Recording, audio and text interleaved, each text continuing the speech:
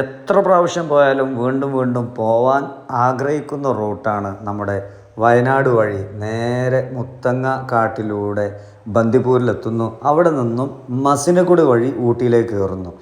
ഈ സമയം പോവുകയാണെങ്കിൽ നല്ല ക്ലൈമറ്റ്, അതോടൊപ്പം തന്നെ ഒരുപാട് വ്യത്യസ്ത മൃഗങ്ങൾ, പിന്നെ നമ്മുടെ ഗുണ്ടൽപേട്ടയിലെ പൂക്കൾ, പ്രത്യേകിച്ചും മല്ലികപ്പൂവിൻ്റെ ഒരുപാട് തോട്ടങ്ങൾ കണ്ട് വീണ്ടും നമ്മൾ വിവിധ മൃഗങ്ങളെയും കണ്ടുള്ളൊരു യാത്ര ഉണ്ടല്ലോ. ഈ സീസൺ ഏറ്റവും മനോഹരമാണ്.